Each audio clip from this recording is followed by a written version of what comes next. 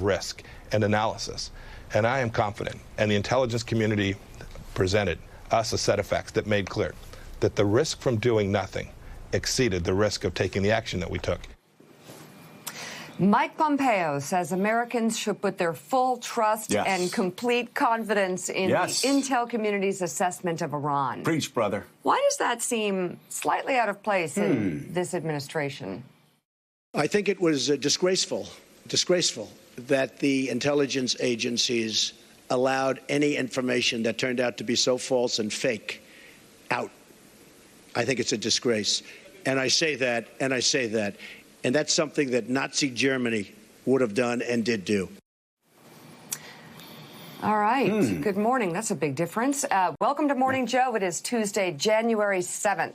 Along with Joe, Willie, and me, we have Washington anchor for BBC World News America, Katty Kay, and MSNBC political analyst and former chair of the Republican National Committee, Michael Steele. Good to have you all on board. There are a few things to watch this morning. President Trump said he'd order them, honestly, and he'd order the military to strike Iran's cultural sites. The Pentagon says, nope, it's not going to happen. What that public rebuke says about the commander-in-chief. In Iran, meanwhile, dozens are dead in a stampede this morning as huge crowds continue to vent their anger at America for killing the nation's top general. And now there are more threats about how Tehran may hit back. And then there is this stunning misfire. The Department of Defense had to scramble together a news conference yesterday to contradict its own commanding general in Iraq. Military officials now say, no, we're not planning a withdrawal, despite a letter to Baghdad that suggested the opposite. Kind of unbelievable at this point, but we begin. Yeah. No, actually, it is. It's quite believable.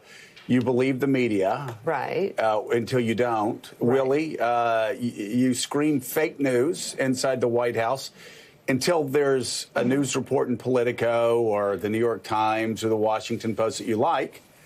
And then suddenly it's not fake news. Donald Trump spends the past 3 years saying you can't trust anything the intel community says, that you can trust Vladimir Putin more than the intel community, until the intel community confirms information that he wants confirmed to justify his airstrike.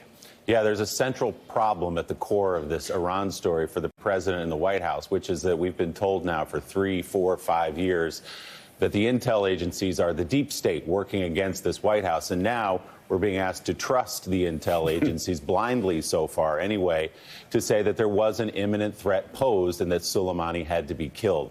That doesn't shake out for most Americans. And as you say, criticisms of the press and everything else. And we're being asked to trust now a Defense Department that can't get its ducks in a row to send out a letter correctly that says we're getting out of Iraq as well.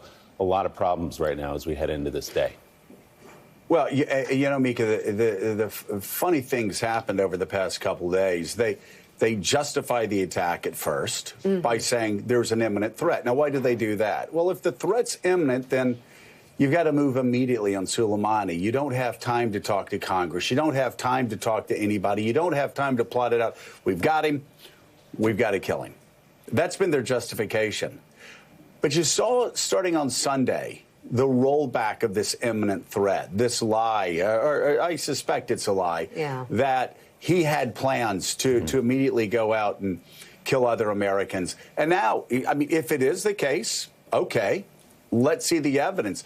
But the only thing the Secretary of State and all of Trump apologists have said, people inside the Trump administration have said, editorial pages that slavishly bow down to Donald Trump. They've all said, no, it doesn't matter. It doesn't. Those Democrats, why are they taking Donald Trump at his own word? Why are they asking him if it was an imminent threat? It doesn't matter. This man was a danger. Yes. Soleimani was an enemy of the United States of America. He was a danger to American troops everywhere. Kim Jong-un is also a threat to America. Is he next on Donald Trump's kill list?